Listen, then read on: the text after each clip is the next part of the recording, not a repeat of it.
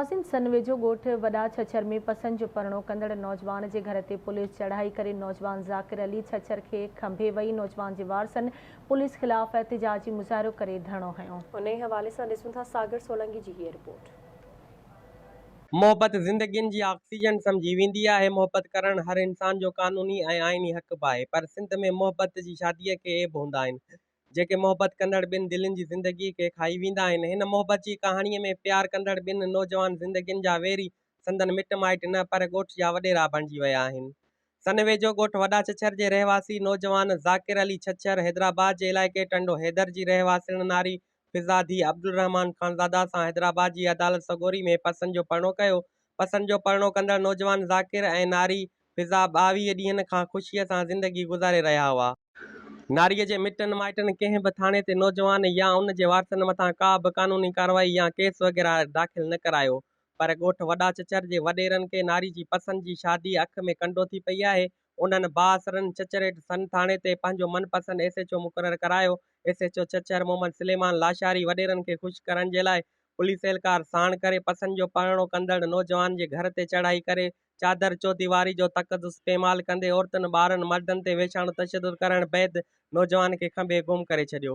Police जे अहिड़े अमल ख़िलाफ़ नौजवान जे वारसनि अलावरायो छछर फिज़ा ख़ानज़ादा जी अॻवानी में औरतुनि ॿारनि मर्दनि वंगारी SHO ख़िलाफ़ एहतिजाजी मुज़ाहिरो करे ॻोठ जे मुख्य चौक ते धरणो हयो। उन मौक़े ते नारी फिज़ा ऐं ॿियनि आवाज़ TV न्यूज़ सां ॻाल्हाईंदे चयो त इधर से ताल्लुक़ रखती हूँ। मैंने अपनी पसंद से शादी की है ज़ाकिर अली से, और यहाँ पे मैं शादी करके आई हूँ। यहाँ पे ये पहले इनके दुश्मन थे, वो क्या नाम है हमें बहुत तंग कर रहे हैं। यहाँ पर बड़े वो हमें बहुत तंग कर रहे हैं। रात भी पुलिस ले आई थी, उसे लेकर गई, मुझे भी लेकर जा रही। यहाँ पे मुझे गांव वालों ने बचा लिया, मेरे हस्बैंड को ले गए। वहाँ पे उन्हें बहुत वो कर रहे हैं, मारपीट कर रहे हैं उसको, और हमें बहुत तंग कर रहे हैं। मेरे ससुर को भी उनसे बहुत खतरा है, सबको बहुत खतरा है उनसे, वो बहुत हमें तंग कर रहे हैं। मतलब मुझे न के अगवा पे कयूं, पर पाड़े जा माण्हू आ जिन अगवा खां बचायो छोकिरीअ खे, ऐं बाक़ी ज़ाकिर अलीअ खे SHO खणी वियो आहे। पोइ मुंहिंजी नुंहुं जेका आहे हुन जे माइटनि न कंप्लेन कई आहे, न मूं ते कंप्लेन कई अथनि, न हिन ते कंप्लेन कई अथनि, न ज़ाकिर अलीअ ते कंप्लेन कई अथनि। ऐं हिन जे मुड़ुस खे SHO करे छॾियो आहे।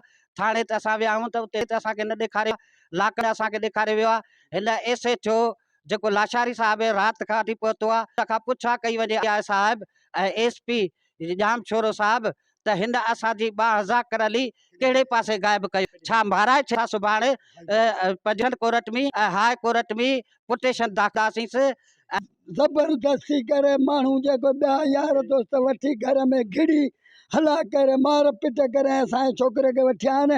ऐं असांखे अञा का ख़बर कान्हे केॾा कयूं।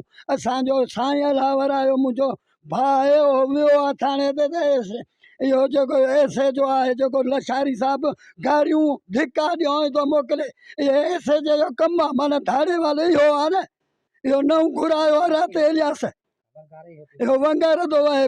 एहतिजाज कंदड़नि मुतालबो कयो त वंगारी SHO ऐं ॻोठ जे बासर वॾेरनि ख़िलाफ़ कानूनी कार्रवाई करे बिना जवाज़ जे खंभे गुम कयल नौजवान खे आज़ादु करे मोहब्बत कंदड़ ॿिनि दिलनि खे मर्ज़ीअ सां जीअण जो हक़ ॾिनो वञे। सागर सोलंकी, आवाज़ TV न्यूज़ सन।